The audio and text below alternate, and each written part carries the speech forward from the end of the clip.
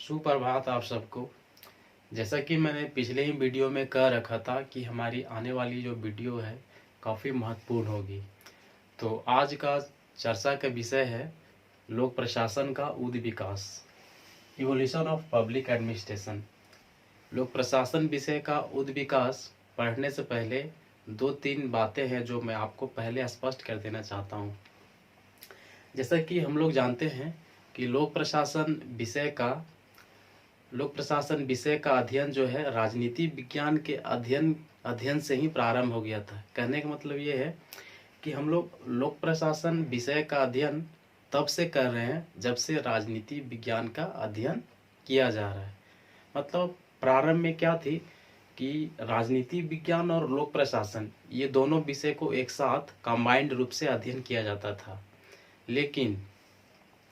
लेकिन लोक प्रशासन विषय का एक डिसिप्लिन के रूप में, जो एक सब्जेक्ट के रूप में लोक प्रशासन विषय का जो उद विकास कब से मानी जाती है? 1887 से, है ना।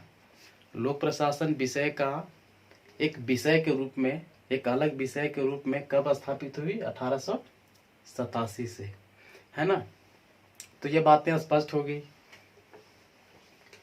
आइए हम लोग जो लोक प्रशासन विषय का उद विकास है, इसके 5 चरण है ना, ये इसके 5 चरण है।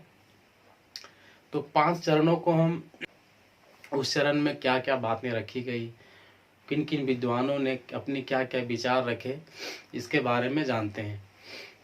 तो पहला चरण है लोक प्रशासन विषय का उद विकास का पहला चरण।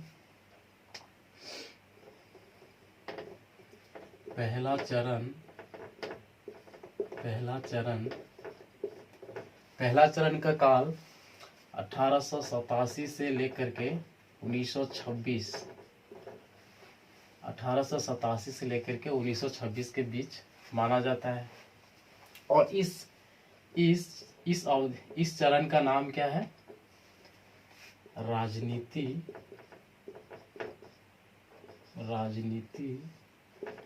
प्रशासन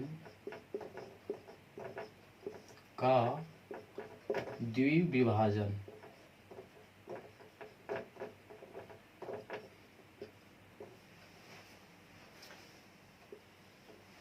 लोक प्रशासन विषय का उद विकास को हम 5 चरणों में जानेंगे, जिसमें से हम लोग आज जो केवल चर्चा करेंगे 2 चरणों की बात करेंगे। पहला जो चरण है, इसका काल है 1887 से लगाकर 1926 के बीच, और इस चरण का नाम क्या है? राजनीति प्रशासन का द्विविभाजन। इसके पहले हम लोग वुड्रो विल्सन, है ना, वुड्रो विल्सन के बारे में जान लेते हैं। तो देखिए, ये वुड्रो विल्सन जो है, वुड्रो विल्सन को लोक प्रशासन विज्ञान का, लोक प्रशासन विषय का पिता कहा जाता है ना। लोक प्रशासन के पिता, जनक वुड्रो विल्सन को कहा जाता है। अब जानेंगे ये वुड्रो विल्सन कौन थे। तो देखिए, वुड्रो विल्सन जो है प्रथम विश्व युद्ध होने के पहले ये राजनीति विज्ञान के प्रोफेसर थे, है ना। यूं तो ये प्रिंसटन यूनिवर्सिटी के राजनीति विज्ञान के प्रोफेसर थे, और भी कई सारे विश्वविद्यालय में पढ़ाया करते थे। तो लेकिन जो हम लोग को याद रखना है वो प्रिंसटन यूनिवर्सिटी के प्रोफेसर थे, ये हमको याद रखना है ना। और वुड्रो विल्सन के बारे में एक रोचक तथ्य यह भी है कि 1920 में जो राष्ट्रसंघ की स्थापना हुई थी, 1920 में राष्ट्रसंघ की जो स्थापना हुई थी, उसका उपज जो है ना, उसका ब्रांड चाइल्ड वुड्रो विल्सन को ही माना जाता है। राष्ट्रसंघ की स्थापना का जनक जो है वुड्रो विल्सन को ही माना जाता है। तो पहला चरण में यदि अगर हम बात करते हैं तो वुड्रो विल्सन का नाम आएगा, और साथ ही साथ और एक दूसरा महत्वपूर्ण विद्वान गुडनाउ का नाम आता है। किसका नाम आता है? गुडनाउ का।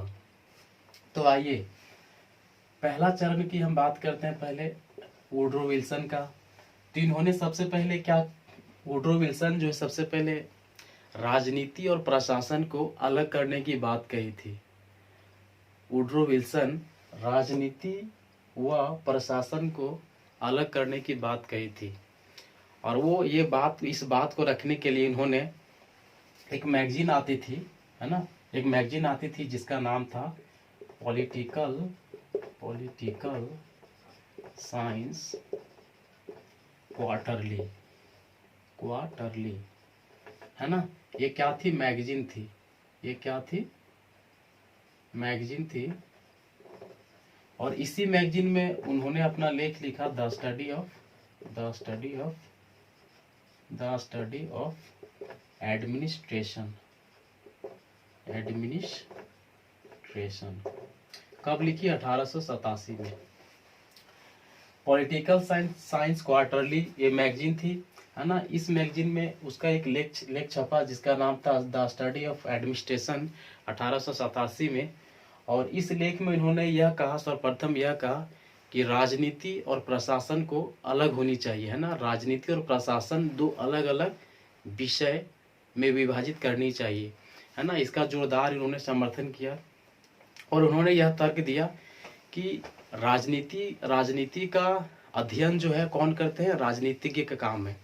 राजनीति का अध्ययन करने का काम किसका है? राजनीतिज्ञों का है। लेकिन प्रशासन में प्रशासकों का काम होता है नीतियों का कार्यान्वित करना। तो इसलिए राजनीति अलग विषय होनी चाहिए और लोक प्रशासन जो है एक अलग विषय होनी चाहिए। तो इन्होंने जो है इस बात को पूरी तरह के समर्थन किया और इसी बात को लेकर के जो है वुड्रो विल्सन को ड्वाइट वाल्डो नाम करके, ड्वाइट वाल्डो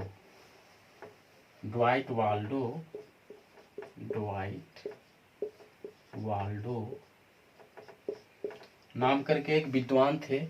इन्होंने सबसे पहले क्या कहा? इन्होंने सबसे पहले ही जो है वुड्रो विल्सन को लोक प्रशासन के जनक कहे थे। ड्वाइट वाल्डो जो है सबसे पहले वुड्रो विल्सन को जनक कहे थे, है ना। ये काफी इम्पोर्टेंट है, ये सवाल पूछा भी जाएगा, है ना, ये इम्पोर्टेंट है।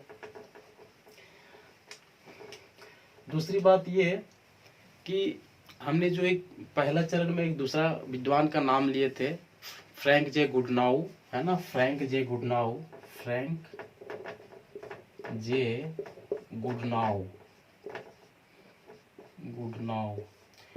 इन्होंने 1900 ईस्वी में, है ना, 1900 ईस्वी में वुड्रो विल्सन की जो बात थी ना, वुड्रो विल्सन की जो बात थी उसका जो विचार था कि राजनीति को एक अलग विषय होनी चाहिए, लोक प्रशासन को एक अलग विषय होनी चाहिए। इस बात को इन्होंने समर्थन करते हुए इसी बात को लेकर के वुड्रो विल्सन के विचार को आगे बढ़ाने के लिए एक बहुत बड़ी पुस्तक लिख दी जिसका नाम था पॉलिटिक्स एंड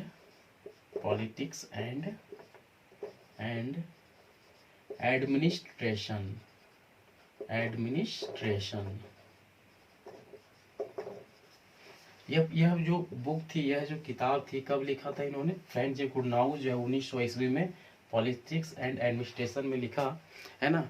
और इस पुस्तक में इन्होंने यह चर्चा की कि लोक प्रशासन एक अलग विषय के रूप में स्थापित होनी चाहिए और राजनीति विज्ञान को भी एक अलग विषय के रूप में स्थापित होनी चाहिए। और साथ ही साथ इन्होंने इसी लेख में यह भी कहा कि लोक प्रशासक का काम होता है नीतियों को लागू करना, लेकिन जो राजनीतिज्ञों का काम होता है संविधान को बनाना, है ना। जो राजनीतिज्ञ होते हैं उसका काम होता है संविधान को बनाना।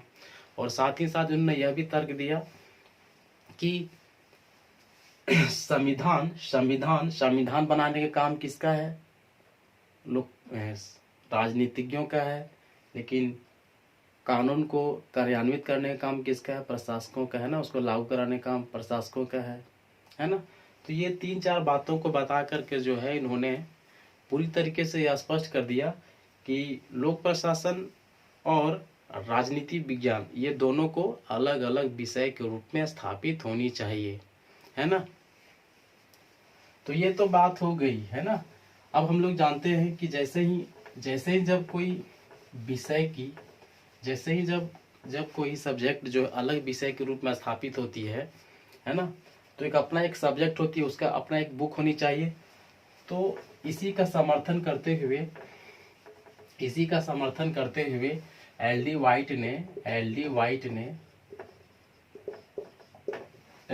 ने 1926 में एक बुक लिखी जिसका नाम था एन इंट्रोडक्शन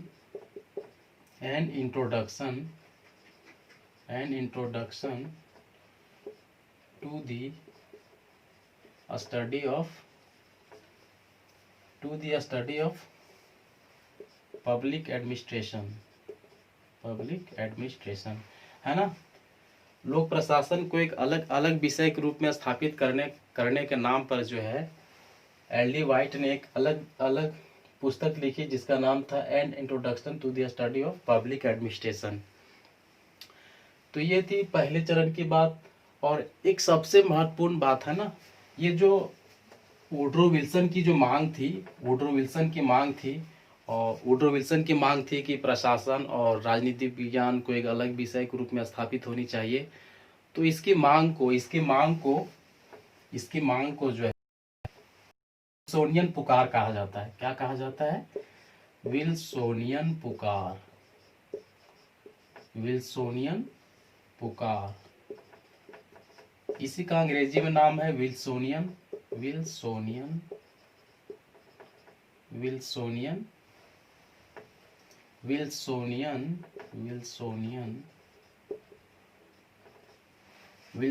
क्राई, है ना। ये सीधा सवाल जो है राजस्थान पीसीएस में और नेट में भी कई सवाल जो है इससे पूछा गया है ना कि व्हाट इज विल्सोनियन क्राई। तो आपका क्या जवाब होगा कि जो वुड्रो विल्सन की राजनीति विज्ञान को अलग विषय के रूप में, लोक प्रशासन को अलग विषय के रूप में स्थापित करने का जो मांग रखी थी, उसी का नाम क्या था? विल्सोनियन पुकार, है ना। तो ये सारी बातें जो है पहला चरण में क्या क्या मांग रखी गई थी, कौन कौन विद्वान जो है पहला चरण में क्या क्या बात रखी थी, ये बात होगी पहला चरण की। आइए हम लोग लोक प्रशासन विषय का उद्विकास में दूसरे चरण की बात करते हैं। तो देखिए, सबसे पहले दूसरा चरण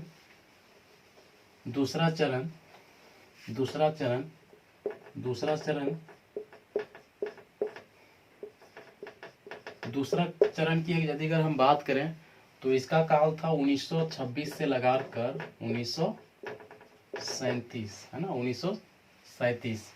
इसका पीरियड था 1926 से लगाकर 1937 तक। और इस काल का नाम क्या था? सिद्धांतों का युग। नाम क्या था? सिद्धांतों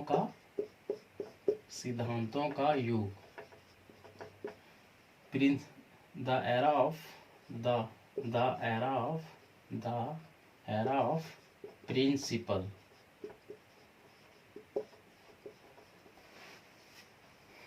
दूसरा चरण का काल था 1926 से लगाकर 1937। इस काल का नाम क्या था? सिद्धांतों का युग। सीधा सवाल पूछ सकता है ना, कि दूसरा चरण का काल क्या था, है ना, इस काल का नाम क्या था? तो नाम क्या था? सिद्धांतों का युग। लेकिन यदि हम पहला चरण की बात करें तो इसका काल था 1887 से लगाकर 1926 के बीच, है ना। दूसरा चरण का 1926 से लगाकर 1937 के बीच, है ना। आप लोग जब भी यदि अगर बैठते हैं, है ना, यदि आप मेरा लेक्चर को सुन रहे होंगे तो अपने चित्त को शांत रख के साथ में एक पेन और कॉपी, है ना, रखिए और उसको नोट डाउन करते जाइए।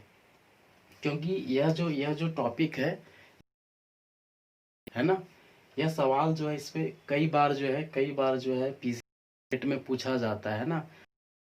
मैं कह रखा था कि अब जो हमारी वीडियो जो होगी, अब जो हमारी लेक्चर जो होगी काफ़ी इम्पोर्टेंट होगी, है ना। तो इस बात को अपने ध्यान में रखिए और मेरे बात को फॉलो कीजिए, है ना, काफ़ी दूर तक आप लोग जाएंगे। तो चलिए, हम दूसरा चरण की बात कर रहे थे। तो दूसरा चरण में हमारा था पीरियड था 1926 से लगाकर 1937, है ना। इस काल का नाम क्या था? सिद्धांतों का युग। तो देखिए, सिद्धांतों का युग में तो देखिए इसमें क्या था कि जैसे ही जब कोई भी विषय जो है एक अलग डिसिप्लिन के रूप में, एक अलग विषय के रूप में स्थापित करने की बात होती है, तो हर एक विषय का अपना एक सिद्धांत होनी चाहिए, है ना। हर एक विषय का जो अपना एक सिद्धांत होनी चाहिए। जिस विषय में यदि अगर सिद्धांत नहीं होगा तो उस विषय को विषय नहीं माना जाएगा। यदि अगर कोई भी विषय में अपना एक थियरी नहीं होगा, अपना एक सिद्धांत नहीं होगा, तो उस विषय को, उस डिसिप्लिन को एक अलग विषय के रूप में दर्जा नहीं दिया जाएगा। तो इसी तरीके से ढेर सारे विद्वानों ने अपना एक इस पर आरोप लगाने लगा कि यदि अगर आप लोक प्रशासन को एक अलग विषय के रूप में स्थापित करना चाहते हैं, इसके लिए आपने एक बुक भी लिख दिया है ना 1926 में, जो LD वाइट लिखी थी, है ना। LD वाइट लिखी थी 1926 में, the study of public administration, है ना। लोक प्रशासन की पहली पुस्तक थी, है ना। ये भी बात आप लिख लीजिए, है ना, ये काफ़ी इंपॉर्टेंट है। यदि अगर सवाल आए कि लोक प्रशासन की पहली पुस्तक, तो आपका जवाब क्या होगा। LD वाइट ने 1926 में लिखी थी, जिसका नाम था the study of public administration, है ना। तो विद्वानों ने लोक प्रशासन के विषय पर आरोप लगाने लगे कि आपने तो अलग विषय की मांग रख दी, लेकिन इसका सिद्धांत कहाँ है ना, इसका सिद्धांत कहाँ है। तो बहुत सारे विद्वानों ने बोल दिया कि देखिए, यदि आप सिद्धांत की बात करते हैं तो देखिए, हमने बहुत सारे, इसमें जो बहुत सारे विद्वान ने जो है सिद्धांतों को बनाया, है ना, सिद्धांतों की दिया। जैसे यदि हम सिद्धांत की बात करते हैं इस काल में, तो सबसे पहले नाम आता है बिलोवी की। किसका नाम आता है। बिलोवी की, है ना। बिलोवी जो है इस चरण में जो है एक पुस्तक लिखी, जिसका नाम था the principle of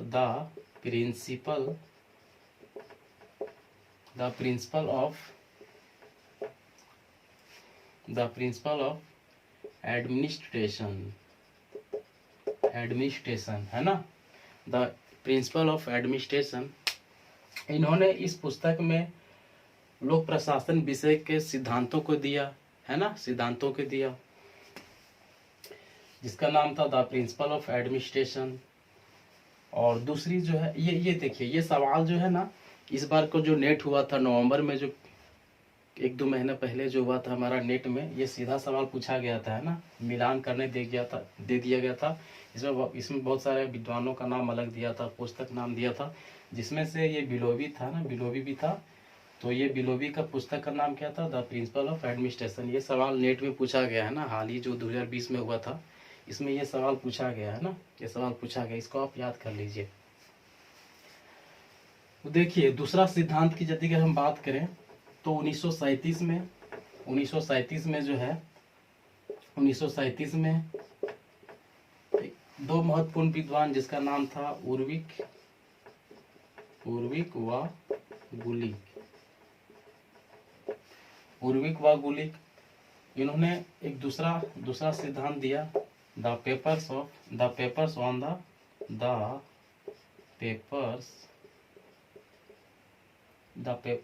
the public administration. पहले सिद्धांत की बात किया था बिलोवी, है ना, बिलोवी। दूसरा सिद्धांत देने का काम करता है उर्विक और गुलिक, है ना, जिसका पुस्तक का नाम था the papers on the public administration. इन्होंने सिद्धांत के रूप में जो है, इन्होंने ही जो है अपने सिद्धांत के रूप में जो है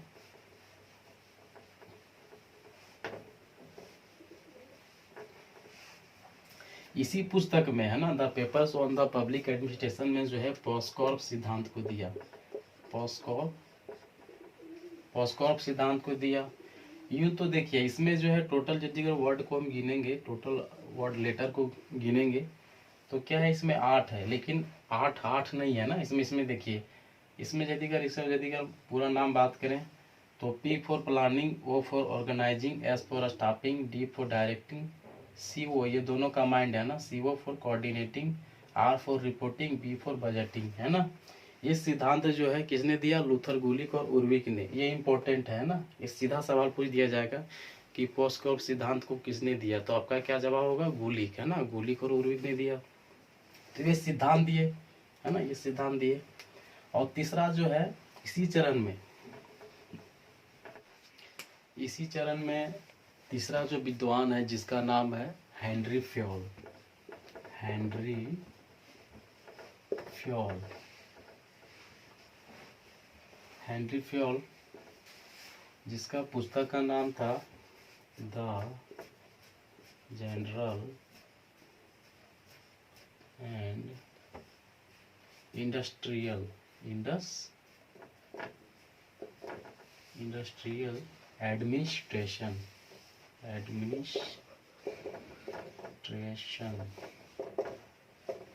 यूं तो हेनरी फ्योल ने इस पुस्तक को 1916 में लिखा था, 1916 में लिखा था, लेकिन यह पुस्तक जो है फ्रेंच भाषा में थी। कौन सी भाषा में थी? फ्रेंच भाषा में। लेकिन इसका प्रकाशन जो है इंग्लिश में कब हुआ था? 1929 में, है ना। में इसका जो पब्लिश कब हुआ था? 1929 में। तो हेनरी फ्योल को इस चरण में जो है रखा जाता है, क्योंकि इंग्लिश में इसका पब्लिश कब हुआ था? 1929 में। और इसी पुस्तक में हेनरी फ्योल ने the general and industrial administration पुस्तक में उन्होंने संगठन के 14 सिद्धांतों की बात कही थी, है ना। तो ये दूसरी चरण की बात होगी। अब जो हमारी जो तीसरा चरण है ना, तीसरा चरण की बात जो है, यह वीडियो काफ़ी लंबी हो रही है जैसा कि हमको लग रहा है। तो तीसरा चरण की हम हेडिंग डाल देते हैं। जिस तीसरा चरण का जो पीरियड था, तीसरा चरण के जो पीरियड है 1938 से लगाकर 1947। तीसरा चरण की बात हम आने वाली वीडियो में करेंगे। तब तक के लिए धन्यवाद।